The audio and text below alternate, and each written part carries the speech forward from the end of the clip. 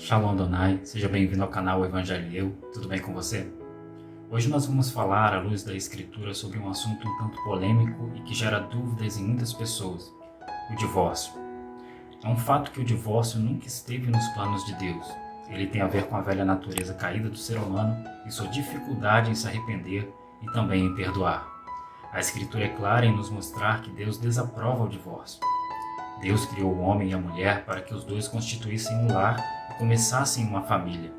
O homem e a mulher são uma representação de Deus e a igreja, de maneira que a vontade do nosso Senhor nunca é que o casal se separe, que venha a entrar judicialmente em um processo brigando por bens, pela guarda dos filhos, dividindo o que construíram juntos e principalmente deixando sequela na vida dos seus filhos. O projeto de Deus sempre foi um lar sólido e abençoado, com a bênção de Deus regendo e dando direção a essa família. Existem alguns critérios que precisam ser observados cuidadosamente nas Escrituras, e são eles: quando é permitido o divórcio e quando é permitido um novo casamento. Em Mateus capítulo 5, verso 32, está escrito assim: também foi dito, qualquer que deixar sua mulher, dê-lhe carta de divórcio. Eu, porém, vos digo que qualquer que repudiar sua mulher, a não ser por causa de fornicação, que é imoralidade sexual, faz que ela cometa adultério. Preste bastante atenção nessa parte. E qualquer que casar com a repudiada, comete adultério. O Senhor aqui está citando a lei de Moisés, que abriu este precedente por causa da dureza dos corações, para mostrar aos fariseus que a lei de Moisés não sobrepujava o que Deus estabeleceu desde o princípio, conforme ele vai repetir aos fariseus o que ele disse antes em Mateus 19, versos 7 ao 9, dizendo assim: disseram-lhe eles: então por que mandou Moisés dar-lhe carta de divórcio e repudiá-la? Disse-lhes ele: Moisés, por causa da dureza dos vossos corações, vos permitiu repudiar vossas mulheres, mas ao princípio não foi assim.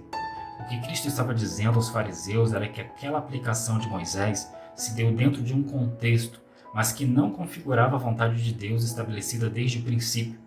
E continua: eu vos digo, porém, que qualquer que repudiar sua mulher, divorciar-se dela, não sendo por causa de fornicação, aqui está a exceção, a imoralidade sexual, e casar com outra, comete adultério, e o que casar com a repudiada, ou divorciada, também comete adultério. E perceba que só o fato do marido se divorciar de sua esposa, não havendo como motivo a imoralidade sexual, a traição, neste caso de corpo presente, para ser mais claro, porque depois a gente vai ver que adultério é muito mais além do que a traição de corpo presente. Portanto, o que se divorciar sem ter como causa a traição sexual faz também da mulher uma adúltera. Percebeu a seriedade da coisa? Porque nos termos de Jesus, considera que ambos se tornaram uma só carne, e portanto qualquer que quebrar a aliança, seja o homem ou a mulher, a não ser pela infidelidade à própria carne, que se tornou uma, torna-se esta união um adultério, e isto referindo-se aos dois. E dizer isso não é dizer que a responsabilidade está naquele que não quis, de maneira nenhuma. Está simplesmente dizendo que adulterar não significa apenas trair na linguagem de Deus. Nós vamos ver isso. É preciso entender a seriedade de se unir um ao outro e se tornarem ambos uma só carne, porque isso tem implicações não apenas naturais, como também espirituais.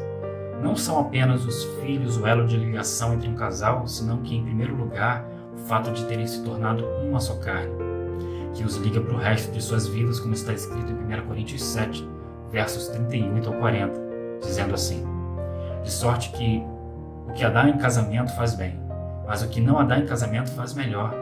A mulher casada está ligada pela lei todo o tempo que o seu marido vive. E aqui o apóstolo Paulo não está falando da lei dos homens, mas da lei de Deus.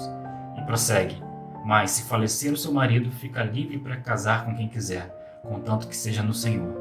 Será, porém, mais bem-aventurada se ficar assim, segundo o meu parecer, e também eu cuido que tem o Espírito de Deus.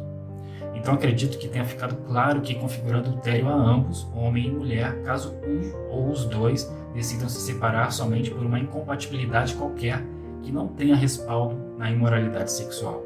Agora, o que é adultério? E que muitas pessoas ainda não entenderam. Há uma diferença entre o conceito de adultério para Deus e a conotação que os homens deram a isso. Nós comumente consideramos adultério quando há imoralidade sexual, Porém, para Deus, a quebra da aliança nasce no coração e é adultério da harmonia de terem se tornado uma só carne. Por isso Cristo diz assim: ouvistes que foi dito aos antigos, não cometerás adultério.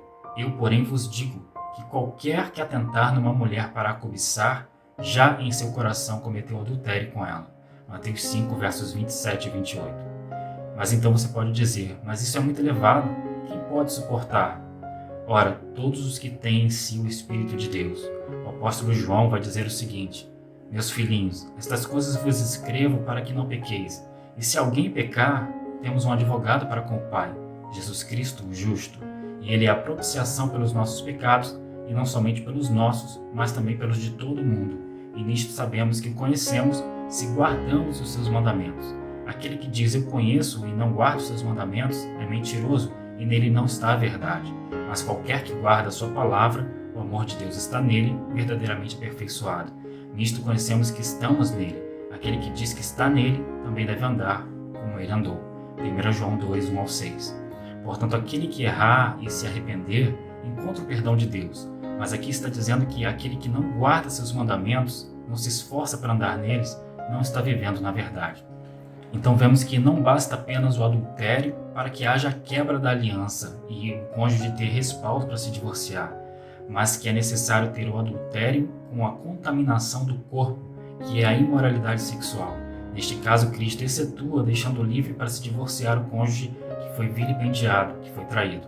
Porque não são 3 em uma só carne, mas 2. Por isso, da mesma maneira que quando o povo se prostituiu com os ídolos, já não estavam mais ligados a Deus, porque quebraram a aliança. Já não estão mais unidos a Deus, sendo um espírito com Ele. Da mesma forma, o cônjuge que se prostitui com outra quebra sua aliança, vindo a ser uma só carne com quem se prostituiu, como está escrito: ou não sabeis que o que se ajunta com a meretriz faz-se um corpo com ela? Porque serão, disse, 2 em uma só carne, mas o que se ajunta com o Senhor é um mesmo espírito. 1 Coríntios 6, versos 16 e 17. E se, portanto, há este desligamento do cônjuge infiel, há liberdade ao cônjuge fiel, quando já não são mais 2 em uma só carne, mas Deus sempre é pela reconciliação e harmonia do casal. Portanto, havendo arrependimento, perdoar é sempre o melhor caminho, como Deus também perdoou o povo e firmou uma nova aliança com eles. Ok, então agora sabemos que configura adultério a ambos, homem e mulher, se um dos dois, ou mesmo os dois, decidirem se divorciar apenas por uma incompatibilidade que leva a brigas, enfim. E também sabemos que, havendo traição no corpo e imoralidade sexual, o cônjuge traído tem respaldo para se divorciar, mas que esta não é a vontade do Senhor para ambos, senão que a premissa de Deus é o perdão e reconciliação. Um outro caso em que o cônjuge pode se casar novamente é quando vem a ficar viúvo ou viúva, como está escrito em Romanos 7, versos 1 ao 3. Não sabeis vós, irmãos, pois que fala aos que sabem a lei, que a lei tem domínio sobre o homem por todo o tempo que vive? Porque a mulher que está sujeita ao marido enquanto ele viver está-lhe ligada pela lei, mas morto o marido está livre da lei do marido. De sorte que, vivendo o marido, será chamada adúltera se for de outro marido, mas morto o marido, livre está da lei, e assim não será adúltera se for de outro marido. Se acreditamos que a Escritura é inspirada por Deus e é a única base da nossa fé, não encontramos nenhuma indicação de que a lei de Deus possa ser ajustada para mudar opiniões e tempos. Mas descobrimos que, vivendo de acordo com os mandamentos de Deus, há bênção, paz e harmonia. Pedro diz o seguinte sobre esta manipulação de se fazer conforme a própria justificativa, os costumes de uma geração promíscua ou mesmo a cultura de uma sociedade que não conhece a Deus. 2 Pedro capítulo 1, versos 20 e 21. Sabendo primeiramente isto, que nenhuma profecia da Escritura é de particular interpretação.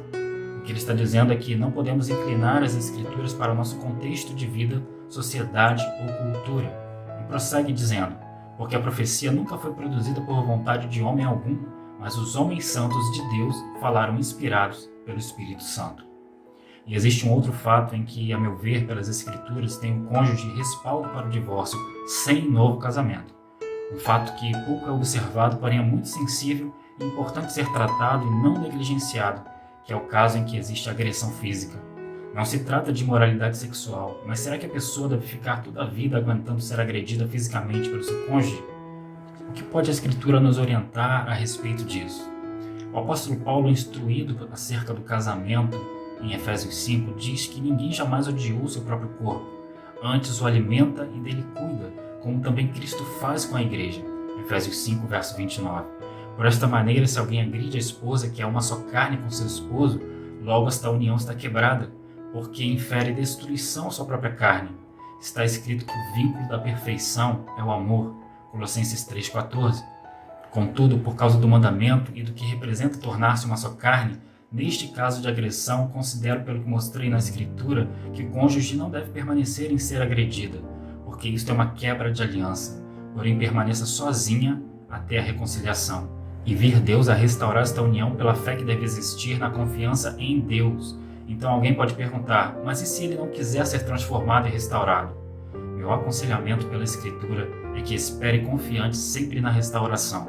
Porém, se porventura estiver a se unir a outra mulher, então além da quebra de aliança, existe agora o adultério com imoralidade sexual.